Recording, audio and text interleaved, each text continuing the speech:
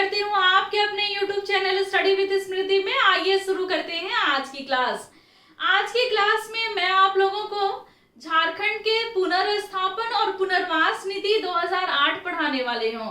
ये उन सारे स्टूडेंट के लिए हेल्पफुल हो जाएगा जो जेपीएससी की प्रारंभिक परीक्षा और मुख्य परीक्षा की तैयारियों में लगे हैं, क्योंकि दोनों ही प्रतियोगिता परीक्षा के सिलेबस में ये मेंशन किया हुआ है कि आपको पुनर्स्थापन और पुनर्वास नीति 2008 पढ़नी है। जेपीएससी के प्रारंभिक परीक्षा के लिए अब मैं क्लास स्टार्ट कर दी हूँ और ये क्लास अब कंटिन्यूअस चला करेंगे। कुछ स्पेशल क्लासेस जो थे वो रह गए थे, कुछ स्पेशल कंटेंट जो केवल जेपीएससी में ही पढ़ने हैं तो ये रह गए थे, तो मैंने सोचा कि अभी क्लास स्टार्ट कर देना सही रहेगा। जहां तक मुझे ये खबर मिल रही है कि आने अगस्त मंथ में या फिर सितंबर के फर्स्ट वीक में ही जेपीएससी के यानी कि Jharkhand combined civil services competitive examination के नोटिफिकेशन आ सकते हैं। तो इसी संभावना को ध्यान में रखते हुए मैंने सोचा कि क्लास को कंटिन्यू कर दूं, ताकि जब फॉर्म आते हैं भरने के लिए तो उसके पहले सिलेबस कंप्लीट रहे और उसके बाद रिवीजन के क्लासेज भी स्टार्ट हो जाएं। और इससे संबंधित जो टेस्ट है जो मैंने अभी रोक के रखा है, तो इससे रिलेटेड जो टेस्ट है वो भी मैं आपसे ले लूं। जो भी मेरे मित्र ग्रुप में शामिल हैं तो उनको भी मैं इन्फॉर्म कर दूं कि जो स्पेशल कंटेंट के जो टेस्ट बचे रह गए हैं 4 टेस्ट, तो इसको भी जल्द से जल्द मैं लेने का कोशिश करूंगी। यही कारण है कि ये सारे टॉपिक को मैं आप लोगों को अच्छे से पढ़ा दूं ताकि यहाँ से टेस्ट लेने में मुझे सुविधा हो जाए। पुनर्स्थापन और पुनर्वास नीति 2008 क्या महत्व है इसका, क्यों आपके सिलेबस में ये मेंशन किया हुआ है, तो थोड़ा सा हम लोग इसको भी जाने। देखिए क्या होता है ना कि झारखंड में जो समस्याएं हैं, झारखंड में जितनी भी समस्याएं हैं, तो उससे एक अधिकारी को बहुत ज्यादा जरूरी हो जाता है उन सारी चीजों को आत्मसात करना या उन सारी चीजों को जानना, और उसके नीतिगत जो उपाय हैं किस तरीके से उसका समाधान करेंगे, उस समस्याओं का समाधान करेंगे, ये जानना बहुत ज्यादा जरूरी है। यही कारण है कि सिलेबस में इसको मेंशन किया। यदि आप जेपीएससी के एग्जाम को क्लियर करके आप अधिकारी बन के जाते हैं और आपको ये समस्या आ जाती है कि जो विस्थापन से संबंधित जो समस्या है झारखंड में, क्योंकि आप सभी को पता है कि झारखंड में खनिज संसाधन से भरा पूरा हुआ राज्य है झारखंड, और बहुत सारे उद्योग की स्थापना की जाती है, खान की स्थापना की जाती है, डैम बनाए जाते हैं, बहुत सारी ऐसी परियोजनाएं आती हैं। इस परियोजनाओं के द्वारा विस्थापन होते हैं और इस विस्थापन से बहुत सारी समस्याएं उत्पन्न होती हैं।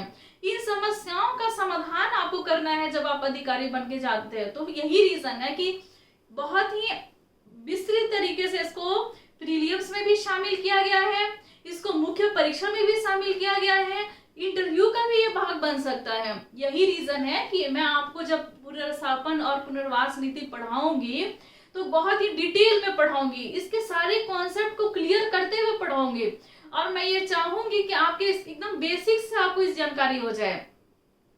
चलिए हम लोग बेसिक से इसको जानते हैं।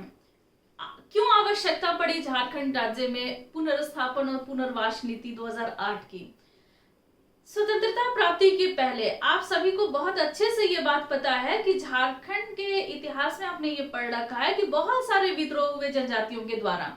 इस विद्रोह के जो कारण रहे, वो अधिकतर जो विद्रोह के जो कारण थे वो थे जमीन, जंगल, जल, ये सभी बहुत सारे विद्रोह के कारण बने थे। जमीनों को जबरन छीन करके उसकी नीलामी कर दी जाती थी। इस कारण से वहां के जो आदिवासी थे जिनकी वो जमीन होती थी, तो उनके रोजगार का जो साधन होता था वो छीन जाता था, वो एक बंधुआ मजदूर बन के रह जाते थे। इस कारण से वो विद्रोह करते थे। बहुत सारे विद्रोह हुए इतिहास में, और जिसके कारण रहे जमीन। भूमि का अधिग्रहण शुरू हुआ झारखंड के मतलब स्वतंत्रता प्राप्ति के बाद, जब विकास के कार्य होने शुरू हो गए इन सारे क्षेत्रों में, तो भूमि को अधिग्रहित किया जाने लगा। झारखंड में आदिवासियों की जो समस्याएं थी वो वैसे की वैसी ही बनी रही। उनको अपने जमीनों का हक जो था वो नहीं मिल पा रहा था, या फिर जमीन उनसे लिए जो जा रहे थे, उनसे अधिग्रहित जो किए जा रहे थे, तो उसका सही तरीके से उनको लाभ नहीं मिल पा रहा था, उनके हितों का संरक्षण नहीं किया जा रहा था। तो आदिवासियों की समस्याओं के समाधान के लिए या उनके हितों के संरक्षण के लिए, या फिर ये कहें कि उनके आदिवासियों के सशक्तिकरण के लिए, स्थानीय लोगों को रोजगार मिले, इसके लिए बहुत सारे मांग उठी, उसी में एक मांग था अलग राज्य निर्माण का। अलग राज्य निर्माण के लिए बहुत सारे आंदोलन हुए 2000 ईस्वी तक, और इस आंदोलन का जो ये परिणाम निकला कि एक अलग राज्य बनाया गया 15 नवंबर 2000 ईस्वी को। और इस राज्य का गठन इसी आधार पे हुआ कि यहाँ के जो लोग हैं, जो स्थानीय लोग हैं, उनको उनके अधिकार मिलेंगे, इस राज्य का डेवलपमेंट होगा, राज्य बहुत उन्नति करेगा। किस मायने में, मतलब इस ऐसे सोच के उद्देश्य, आधार क्या थे, बेस क्या थे? तो वो बेस था कि झारखंड जो है वो खनिज संसाधनों से परिपूर्ण राज्य है। यहाँ के जो लोग हैं बहुत मेहनती हैं। यहाँ के जो आदिवासी जो लोग हैं उनको अपनी परंपराओं से, अपने पर्यावरण से बहुत ज्यादा लगाव है। उनके हितों को, अपने हितों से उनको बहुत ज्यादा लगाव। वो चाहते हैं कि वो अपने संस्कृति में ही जिए बसें। तो वो इस कारण से भी मतलब ये जो झारखंड राज्य का जो गठन हुआ, तो ये आधार थे ये सारी चीजों के। लेकिन जब गठन होने के बाद भी इन समस्याओं का समाधान नहीं हो पाया सही तरीके से, क्योंकि जब झारखंड राज्य का गठन हुआ 2000 ईस्वी में, तो इसके बाद से बहुत सारे उद्योग की स्थापना की गई झारखंड में, बहुत सारे खानों की स्थापना की गई, बहुत सारे यहाँ पर डैम बनाए गए। लेकिन इसकी जब स्थापना की गई तो इसमें भूमि का अधिग्रहण किया गया, भूमि को लिया गया जनजातियों के, आदिवासियों के। क्योंकि कोई भी परियोजना आती है तो इसके लिए सबसे ज्यादा आवश्यक हो जाता है, उसके लिए स्थान चाहिए, उनको उसके लिए भूमि चाहिए। तो भूमि का अधिग्रहण किया गया 2000 ईस्वी के बाद विकास के कार्य के लिए। तो ये जो भूमि का अधिग्रहण हुआ था, तो भूमि अधिग्रहण अधिनियम 1894 ईस्वी के आधार पे किया गया। और फिर एक CBA अधिनियम था 1957 ईस्वी, इसके आधार पे किया गया था ये भूमि का अधिग्रहण। CBA जो अधिनियम था 1957 ईस्वी, तो CBA का जो फुल फॉर्म है वो है coal bearing area. Coal bearing area जो अधिनियम था 1957, तो इसके आधार पे भूमि का अधिग्रहण किया गया। कोल धारक क्षेत्र, इसके आधार पे भूमि का अधिग्रहण किया गया था। लेकिन जब भूमि को लिया गया, लोग वहां से उस परियोजना के लिए वहां से विस्थापित हुए, तो उनको उनके अधिकार नहीं मिले, लोगों को उनके हितों का संरक्षण नहीं हुआ। क्या रीजन थे, क्यों लोग असंतुष्ट थे, क्यों जो विस्थापित हुए तो वो बहुत ही असंतुष्ट थे सरकार से? क्योंकि हजारों हजार की संख्या में ये विस्थापन हुई थी, हजारों हजार लोग जो थे वो असंतुष्ट थे। रीजन ये था कि लोग अशिक्षित थे, उस समय में शिक्षा इतना नहीं थी, लोगों के पास तकनीकी ज्ञान का अभाव था। इस कारण से जो भी वहां पे परियोजनाएं आई, जो भी परियोजनाएं आई, उसमें उन लोगों को नौकरी नहीं मिल पाई, रोजगार नहीं मिल पाए, ये लोग बेघर हो गए, और सही तरीके से उनको मुआवजा की राशि भी नहीं मिल पाई थी। कोई वैसा कठोर कानून या कोई वैसा मतलब उनके हितों का संरक्षण नहीं किया जा रहा था, लोग असंतुष्ट हो गए थे।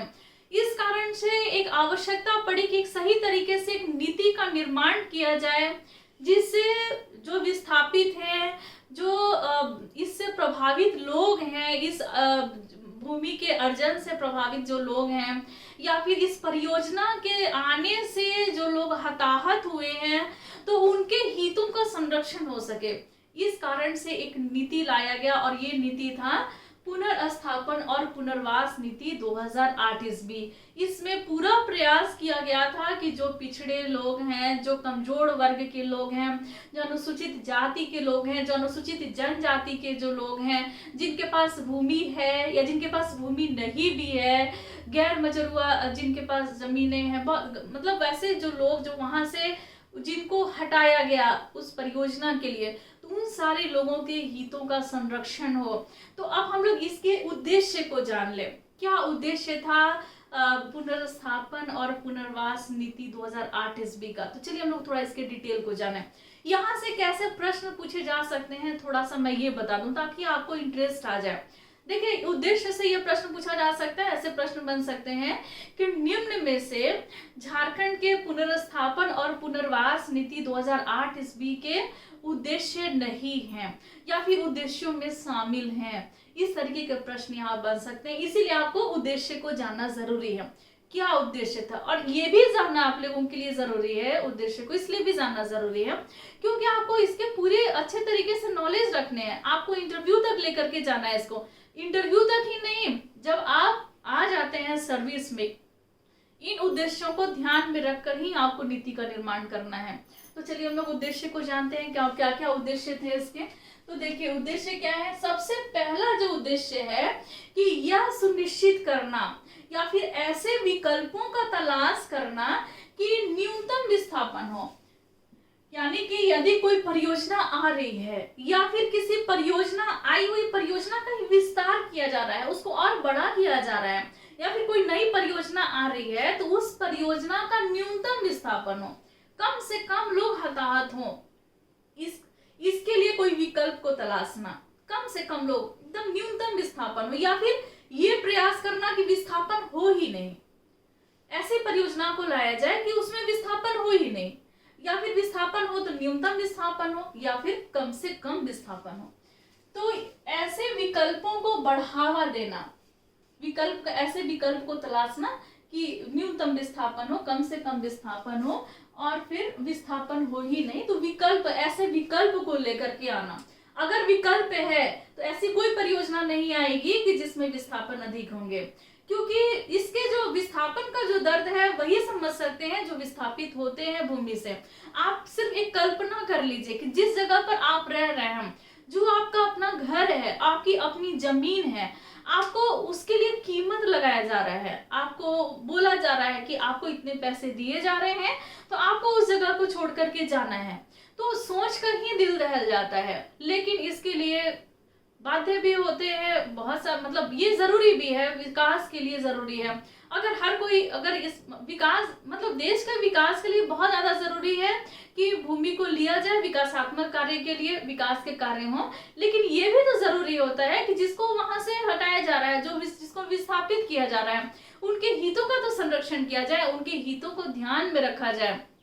क्योंकि जब विस्थापन होता है तो उनको अपने जमीन से अलग कर दिया जाता है, जो कि उनकी अपनी जमीन होती है, उनके दादा परदादा, उनके पूर्वजों की जमीन होती है, उससे उनको अलग कर दिया जाता है, दूसरे जगह उनको बसाया जाता है। उनको उनके बहुत सारे लोग जो होते हैं झारखंड के, खास करके झारखंड के बहुत सारे ऐसे जनजाति हैं जो जंगल पर आश्रित हैं, जंगल के जो उत्पाद हैं उसको वही उनका भोजन है, उसको बेचते हैं, उनके जीविकोपार्जन का वो साधन होता है। तो उनको जंगल से बेदखल किया जाता है, जंगल से उनको हटाया जाता है। उनको जल का जो संसाधन है, उस जो वहां के जल के संसाधन जिनका वो यूज कर रहे हैं, उससे उनको हटाया जाता है। उनका जो अपना सामुदायिक पहचान होता है उससे उनको अपना हाथ धोना पड़ता है, उनकी अपनी पहचान होती है सामुदायिक पहचान, उससे उसको हटाया जाता है। तो ये बहुत ही कष्टकारी होता है, लेकिन विकास के लिए बहुत ज्यादा जरूरी है। तो उन लोगों को संतुष्ट करना, जो जिनका विस्थापन हो रहा है, ये सबसे जरूरी चीज होता है किसी भी परियोजना को लाने से पहले। जब परियोजनाओं के लिए कोई नीति का निर्माण किया जा रहा है तो उसमें ये इस बात को सबसे सर्वोपरि इस बात को ध्यान में रखना है कि जो जिनका विस्थापन हो रहा है उनके हितों का संरक्षण हो, वो असंतुष्ट न रहे, उनको हर तरीके से उनको मतलब सपोर्ट करना, चाहे वो मानसिक रूप से सपोर्ट हो, सोशल तरीके से सपोर्ट हो, फिर या फिर पैसे के मतलब उनको आर्थिक रूप से सपोर्ट हो, हर तरीके से उनको सपोर्ट करना, उनको विश्वास में लेना, नीतियों के निर्माण में उनका सहायता लेना, ये जरूरी हो जाता है। उनको रोजगार देना, उनके रोजगार को सुनिश्चित करना ये जरूरी हो जाता है। तो आपने पहला जो उद्देश्य है ये जाना कि ऐसे विकल्पों का तलाश किया जाए कि या तो हो ही नहीं विस्थापन, या फिर कम से कम विस्थापन हो, या न्यूनतम विस्थापन हो। तो देखिए ये पहला उद्देश्य था। दूसरा जो उद्देश्य है पुनर्स्थापन और पुनर्वास नीति 2008 का, वो है कि जो प्रभावित व्यक्ति हैं जो परियोजना के प्रभाव में आ रहे हैं, उनका मतलब संपूर्ण मतलब उनका सही तरीके से, सर्वोत्कृष्ट तरीके से उनका पुनर्स्थापन किया जाए, और उनके पुनर्स्थापन करने की का जो पैकेज होता है उसको अच्छे तरीके से सुनिश्चित किया जाए, क्योंकि उनको जो मुआवजा दिया जा रहा है उस पुनर्स्थापन का, तो उसमें अच्छे तरीके से उनको मतलब उनका मुआवजा मिल सके, पुनर्स्थापन का जो पैकेज होता है वो सही तरीके से उसको सुनिश्चित किया जाए, फिर पुनर्स्थापन प्रक्रिया में तेजी लाया जाए। ऐसा नहीं है कि उसको पंचवर्षीय योजना के रूप में उसको डाल दिया गया, ठीक है आज आप विस्थापित हो जाइए, आपको अगले साल इसका मुआवजा मिल जाएगा, या फिर उसके अगले साल आपको उसके हिसाब से आपको जमीन, या फिर उसके हिसाब से आपको आवास मिल जाएंगे, या फिर आपको वो बुनियादी सुविधाएं मिल जाएंगी जो पुनर्स्थापन और पुनर्वास नीति में है। तो पंचवर्षीय योजना में नहीं डाल के उसमें तेजी लानी जरूरी है। ये उद्देश्य है कि आप पुनर्वास और पुनर्स्थापन में तेजी लेकर के आइए, ये उद्देश्य है इसका कि तेजी लेकर के आना है। और जो पुनर्वास पैकेज जो है उसको जो पिछड़े लोग हैं, जो अनुसूचित जाति के जो लोग हैं, या फिर जो अनुसूचित जनजाति के लोग हैं, जो प्रभावित लोग हैं, उनको ये पैकेज जो है वो सुनिश्चित किया जाए कि उनको सही तरीके से मिले और फिर पुनर्वास में तेजी हो, पुनर्वास और पुनर्स्थापन में।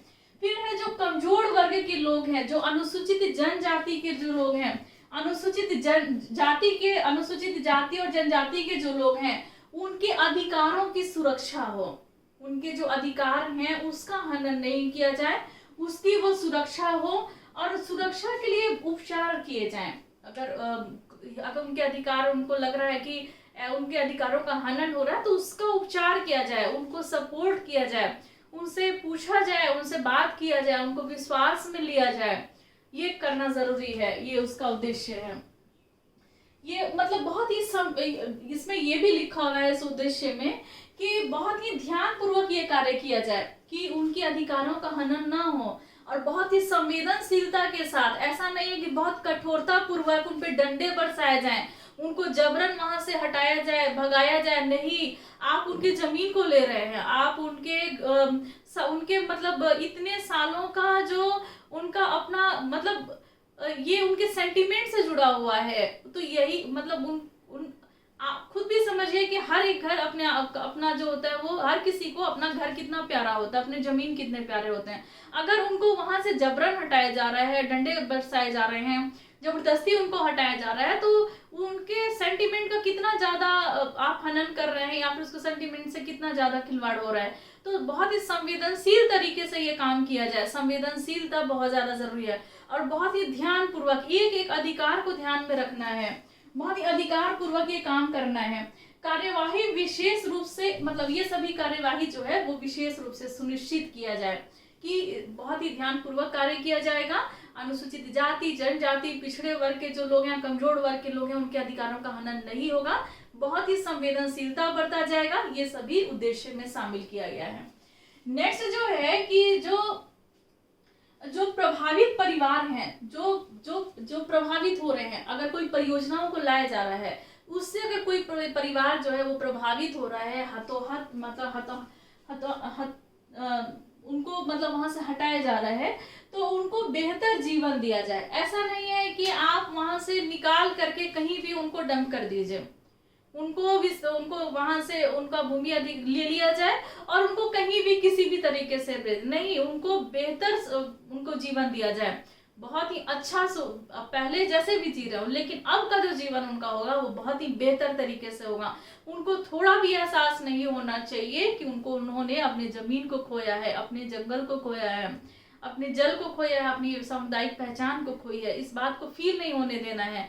इसके लिए जरूरी है उनको एक बेहतर जीवन देना है, ये उद्देश्य में शामिल किया गया है। और उनको सतत रूप से आय मुहैया कराई जाए, यानी कि रोजगार दिया जाए उनको। एक मतलब ऐसा रोजगार, ऐसा नहीं कि एक बार में पैसा पकड़ा दिया गया और अब अपनी जिंदगी अपना जियो, नहीं, उनको रोजगार में भी लेकर के आना है, उनको सतत जो आय है वो मुहैया कराना है।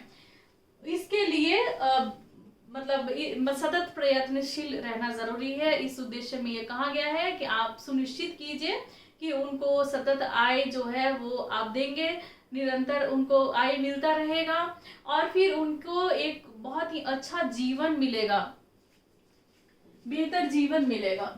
फिर नेक्स्ट जो उद्देश्य है पुनर्स्थापन और पुनर्वास नीति 2008 ईस्वी का, वो है कि जो पुनर्स्थापन कार्यों को विकास योजना और कार्यान्वयन प्रक्रिया के साथ एकीकृत करना। जो विकास की योजनाएं हैं या जो कार्यान्वयन का जो प्रक्रिया है उसमें पुनर्स्थापन कार्यों को एकीकृत करना है, उसको एक साथ लेकर के चलना है। किस तरीके से उस जगह का डेवलपमेंट होगा, किस कौन कौन से कार्य किए जाएंगे, इसके लिए पुनर्स्थापन के साथ उसको एक तरीके से एकीकृत करके लेकर के चलना है, एक साथ सारे कार्यों को लेकर के चलना है। फिर नेक्स्ट है कि भूमि अर्जन के कारण जो भूमि ली गई है, यदि किसी परियोजना के लिए या फिर परियोजनाओं को विस्तार करने के लिए, उद्योग के लिए, खान के लिए या फिर ये जो डैम बनाए जाते हैं उसके लिए, कोई मतलब इसके लिए अगर कोई भूमि का अर्जन किया जा रहा है तो इसमें इसके विस्थापन में अर्जनकारी निकाय का जो प्रभावित परिवार के बीच में आपसी सहयोग के जरिए सौहार्दपूर्ण संबंध स्थापित करना। एक बार और मैं रीड कर देती हूँ। भूमि अर्जन के कारण विस्थापन में जो अर्जनकारी निकाय है, जो ले रहे हैं भूमि, मान लीजिए कि कोई इंडस्ट्री आई, बिरला की कोई कंपनी आई, तो जो बिरला जो होगी वो अर्जनकारी निकाय हो, क्योंकि वो भूमि ले रही है। तो जो अर्जनकारी निकाय है तथा जो प्रभावित परिवार हैं और जो जिनको वहां से विस्थापित किया जा रहा है, यानी कि बिरला कंपनी और जिनको विस्थापित किया जा रहा है, वो उनमें आपसी सहयोग के जरिए सौहार्दपूर्ण संबंध हो। उनमें आपसी सहयोग मतलब आपसी सहयोग है, आप हटिए, मैं विकास करूंगा, आपकी भूमि को ले रहा हूं, मैं आपका विकास करूंगा, और इसमें आप सहयोग होना चाहिए। जो लोग विस्थापित हो रहे हैं उनको भी विश्वास होना चाहिए कि हाँ, मैं अगर भूमि को अपना दे रहा हूं तो वहां पर विकास के कार्य होंगे, जिससे हमारे देश का भला होगा और देश का डेवलपमेंट होगा। तो देश के डेवलपमेंट में वो अपनी भागीदारी को सुनिश्चित करें, जिनका विस्थापन हो रहा है, और जो अर्जित कर रहे हैं भूमि को, उनको भी ये सुनिश्चित करना होगा कि उनको विश्वास में लेना होगा उन लोगों को, और सही मायने में उनको विकास के कार्य करने होंगे। तो आपसी सहयोग के जरिए सौहार्दपूर्ण संबंध स्थापित करना है, आपस में सहयोग रखना है और अच्छा संबंध स्थापित करना है, ताकि परियोजना में कोई रुकावट ना आए और जो विस्थापित हो रहे हैं उनके भी हितों का संरक्षण हो सके। नेक्स्ट है कि परियोजनाओं के सामाजिक प्रभाव का मूल्यांकन। अब हम लोग ये देखेंगे कि यदि कोई परियोजना आती है या फिर कोई परियोजना का विस्तार हो रहा है, तो उसमें वहां के जो लोग हैं उसका सामाजिक मूल्यांकन किस तरीके से किया जाएगा। इस सामाजिक मूल्यांकन करना बहुत ज्यादा आवश्यक है, तभी एक नीति का निर्माण किया जा सकता है। क्यों आवश्यक है? क्योंकि ये जानना जरूरी है ना कि अगर हम वहां से लोगों को हटा रहे हैं, यहाँ से या वहां से लोगों का विस्थापन हो रहा है, तो फिर कितने लोग हताहत हो रहे हैं या फिर इससे कितने लोग खुश नहीं हैं। अगर नहीं है तो क्यों खुश नहीं है? क्या पर्यावरण की क्षति हो रही है? अगर पर्यावरण की क्षति हो रही है तो कम से कम क्षति हो, नहीं हो, पर्यावरण की क्षति ना हो, इसको भी सुनिश्चित करना है। इसके लिए प्रशासक कार्य करते हैं, आयुक्त जो होते हैं वो कार्य करते हैं, राज्य सरकार इसके लिए अलग अलग जो मतलब प्रशासक हैं उसकी नियुक्ति करते हैं। इन सभी चीजों के बारे में हम लोग जानेंगे। तो प्रशासकों की जब नियुक्ति होती है तो इसी सामाजिक मूल्यांकन के बेस पर होती है। तो अब हम लोग इसको जानते हैं। अगर किसी को लग रहा है कि उनके हितों का संरक्षण नहीं हो रहा है तो उनकी समस्या का समाधान करना है, तो इसके लिए जरूरी हो जाता है सामाजिक प्रभाव का मूल्यांकन करना। इसमें क्या है कि अगर किसी परियोजना है या फिर परियोजना के विस्तार में अगर सामूहिक रूप से 100 अथवा अधिक परिवारों का अनैच्छिक विस्थापन हो रहा है तो इसका मूल्यांकन करना है। क्या है? यदि मतलब जिस जहां पर विस्थापन हो रहा है या भूमि का अधिग्रहण किया जा रहा है परियोजना के लिए, तो वैसे जगह पर अगर कोई अनैच्छिक विस्थापन हो रहा है, कितने लोगों का? 100 परिवारों का, 100 या उससे अधिक परिवारों का अगर अनैच्छिक विस्थापन हो रहा है तो ये जरूरी हो जाता है कि वहां का सामाजिक मूल्यांकन किया जाए। लोग क्यों हताहत हो रहे हैं? क्या वहां के संस्कृति और परंपराओं से छेड़छाड़ हो रहा है या फिर वहां के पर्यावरण से छेड़छाड़ हो रहा है? तो इन सभी चीजों के लिए जरूरी है। तो कहाँ पर सामाजिक मूल्यांकन होगा? तो वैसे जगहों पर जहां पर परियोजनाओं को लाया जा रहा है और उस परियोजना के द्वारा 100 अथवा 100 से अधिक परिवार जो हैं अनैच्छिक उनका विस्थापन हो रहा हो, तो वैसे जगह पर सामाजिक प्रभाव का मूल्यांकन होगा। ये मूल्यांकन कौन करेंगे? तो प्रशासक के द्वारा इसका मूल्यांकन किया जाएगा। विस्थापन के सामाजिक प्रभाव का मूल्यांकन और पर्यावरण पर हो रहे प्रभाव का मूल्यांकन ये प्रशासक करेंगे। कौन करेगा? तो प्रशासक करेंगे। कैसे करेंगे वो? तो विस्थापन के द्वारा विस्थापन के द्वारा जो सामाजिक प्रभाव उत्पन्न हो रहा है, यानी कि जो लोगों का जिन लोगों को वहां से हटाया जा रहा है, तो उनकी परंपराओं पर, उनकी संस्कृति पर, उनकी सभ्यताओं पर क्या प्रभाव पड़ रहे हैं, कितना प्रभाव पड़ रहा है। अगर विस्थापन हो जाता है तो इतना ज्यादा प्रभाव ना पड़े कि बहुत ज्यादा से ज्यादा लोग हताहत हो जाए इसमें। तो इन सभी चीजों का मूल्यांकन कौन करेगा? तो प्रशासक करेंगे। एक चीज और भी जरूरी हो जाता है, अगर कोई परियोजना आ रही है तो पर्यावरण का भी मूल्यांकन करना जरूरी है।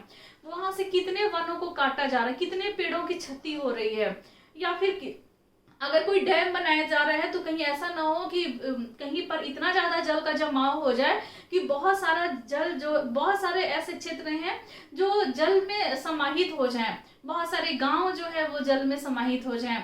कुछ ऐसी मतलब प्रोजेक्ट भी होते हैं, जैसे कि झारखंड में बाघ परियोजना चलाई जा रही है, तो ऐसी परियोजनाएं जो है हम उस परियोजनाओं पे इसका कोई असर ना हो, क्योंकि केवल मनुष्य ही नहीं, जीव जंतु भी हताहत होते हैं, तो उसका भी मूल्यांकन करना है कि कहीं ऐसा तो नहीं कोई जीव जंतु, अधिक से अधिक संख्या में जीव जंतु जो है वो हताहत हो रहे हैं, या फिर वैसे कोई क्षेत्र ना आ रहे हों जो नेशनल पार्क के अंतर्गत हों या किसी उद्यान क्षेत्र में पड़ रहे हों, या फिर कोई ऐसा जगह तो नहीं आ रहा है जहां से बहुत ही अधिक संख्या में आदिवासी जो है वो बेघर हो रहे हों, या बहुत ज्यादा उनका सेंटीमेंट जुड़ा हुआ, अगर वो वहां से बेघर हो जाएगा तो नहीं जी पाएंगे।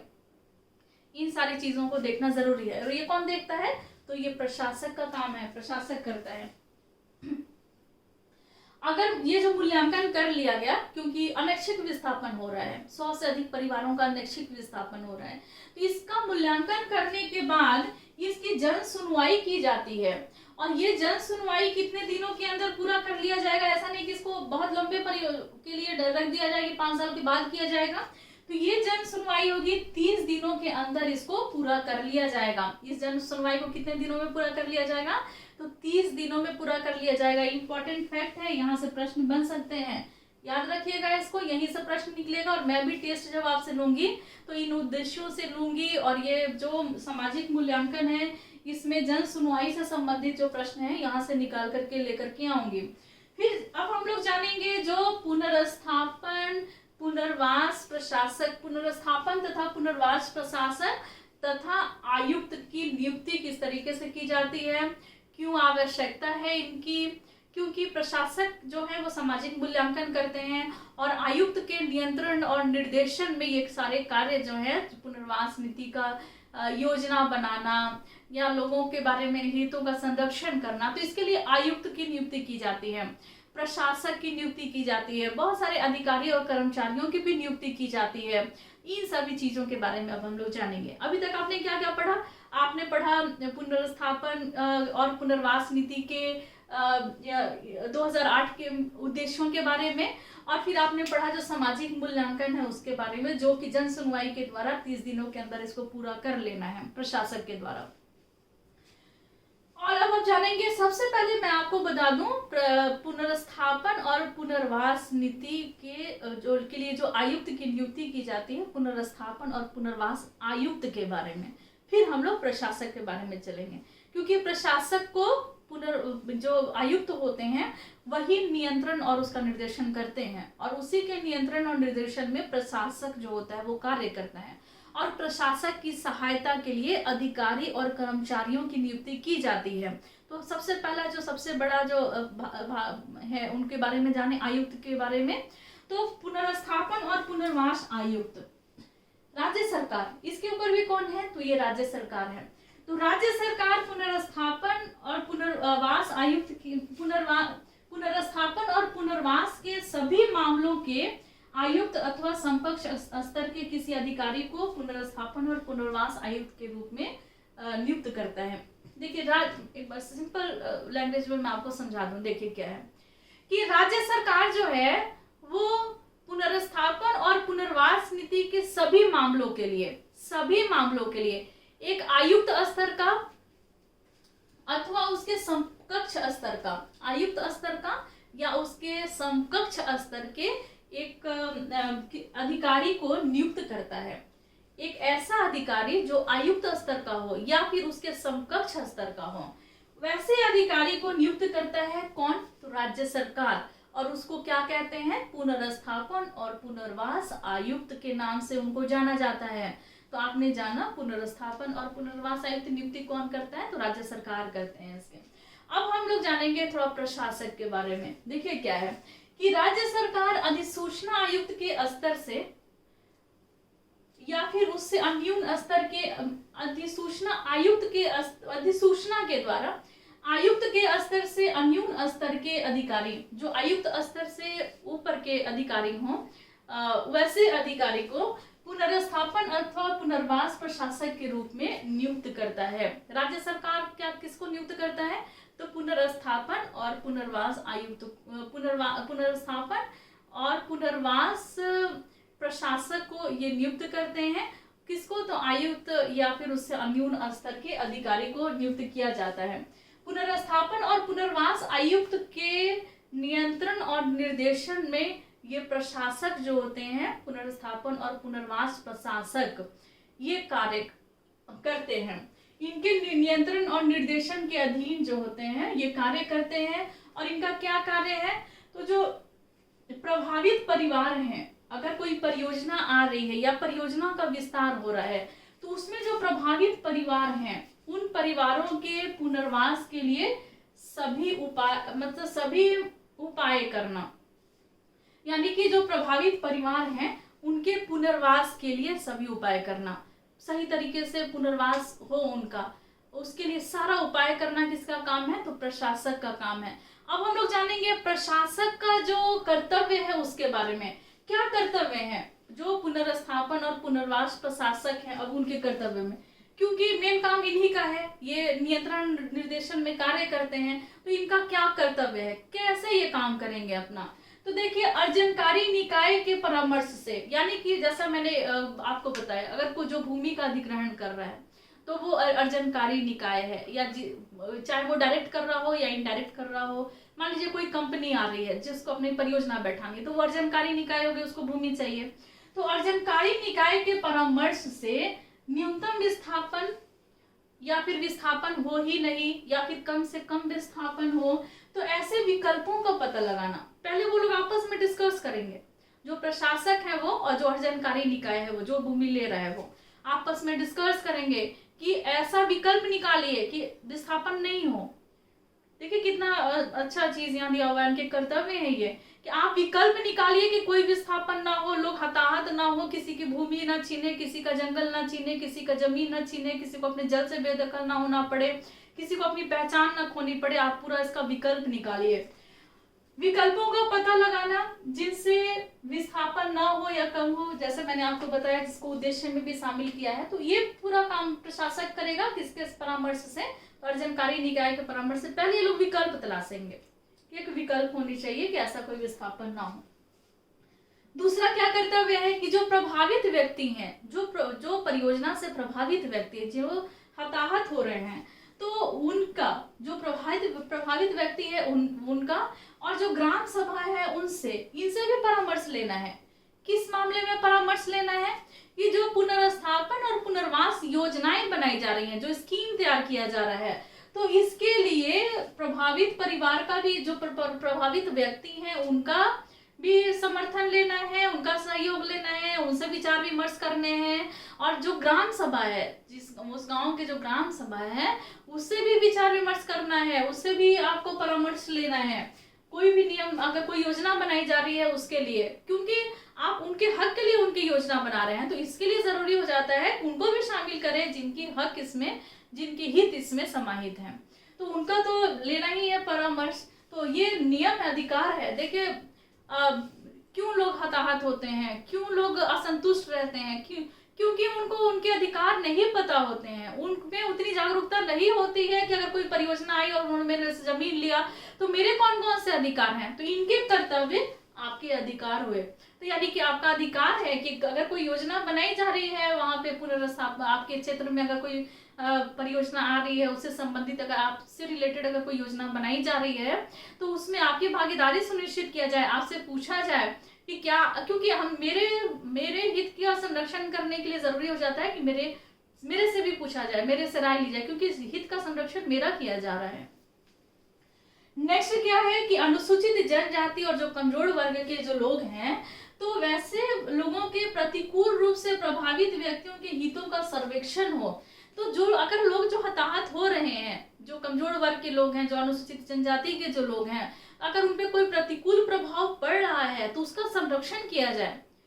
चाहे ना चाहे अगर उन पे कोई प्रतिकूल प्रभाव पड़ रहा है, आप चाहे लाख बोल रहे हैं कि नहीं ऐसा नहीं हो रहा है, लेकिन पड़ रहा है, प्रतिकूल प्रभाव पड़ रहा है, तो उसका सर्वेक्षण किया जाना चाहिए। ये उनका कर्तव्य है प्रशासक का कि आपको सर्वेक्षण करना है कि क्या प्रतिकूल प्रभाव पड़ रहा है, और इसके लिए उसको सुनिश्चित करना है, इसके लिए सुनिश्चित करना है प्रशासक को कि प्रतिकूल प्रभावों का जो सर्वेक्षण हो रहा है।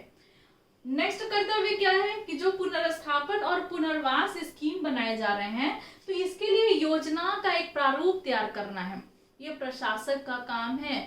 अगर योजना जो बनाई जा रही है तो उसका प्रारूप तैयार करना है, ये प्रशासक का काम है। पुनर्स्थापन और पुनर्वास नीति के लिए जो योजना बनाई जा रही है उसका प्रारूप तैयार किया जा रहा है, तो ये प्रशासक का कर्तव्य है।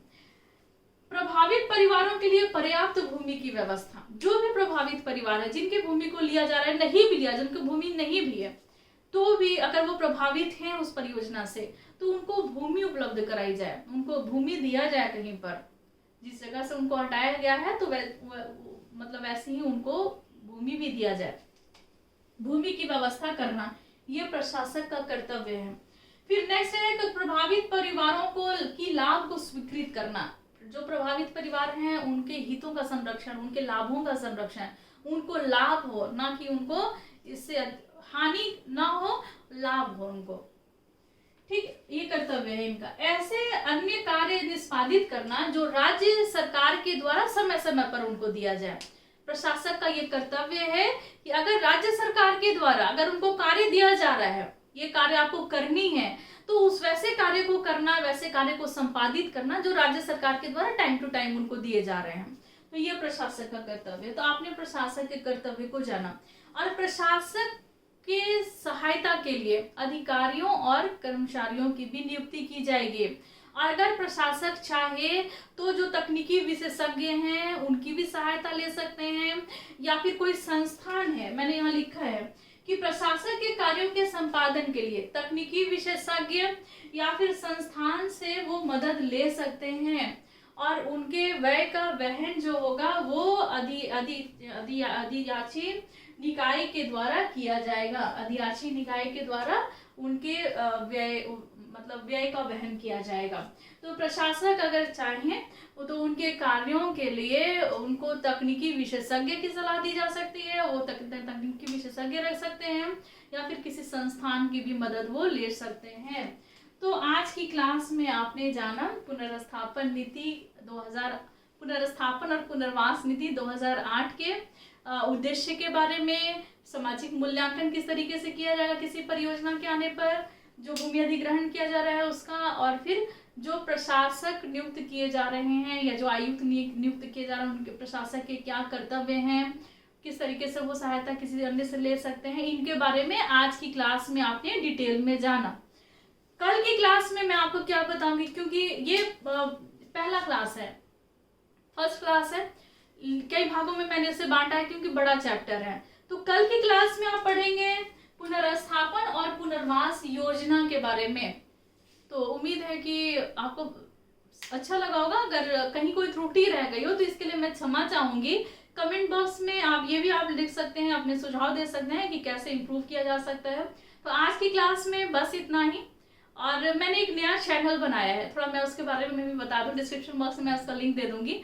वो नया चैनल मैंने इसलिए बनाया है कि आपके बहुत सारे प्रॉब्लम्स होते हैं, बहुत सारे डाउट्स होते हैं। मैं चाहती हूँ उन सारे प्रॉब्लम को, जो चीज मेरे से संभव है, जो मैं कर सकती हूँ, बहुत सारे प्रॉब्लम को तो मैं सॉल्व नहीं कर सकती, लेकिन जहाँ तक मैं संभव है मैं कर सकती हूँ, तो मैं हर तरीके से आपको सपोर्ट करना चाहती हूँ। तो इसके लिए मैंने एक नया चैनल बनाया है। तो आप अपने प्रॉब्लम्स जो हैं आप व्हाट्सएप के माध्यम से या कमेंट बॉक्स में आप लिख करके भेजिए, जो आपके एजुकेशन से संबंधित हो या जो चैप्टर से संबंधित हो, आपको थोड़ा सा मोटिवेट करने से संबंधित हो, तो आप अपने प्रॉब्लम्स लिख के भेजिए। मैं कोशिश करूँगी उस चैनल के माध्यम से मैं आप लोगों को थोड़ा सा मतलब क्लास देने का या फिर कुछ उस तरीके से सजेशन देने का या फिर आपके समस्याओं का समाधान करने का। डिस्क्रिप्शन बॉक्स में उसका लिंक दे दूंगी। तो मुझे ऐसा मैसेज मिला कि आपको क्या ज़रूरत है एक नया चैनल बनाने का।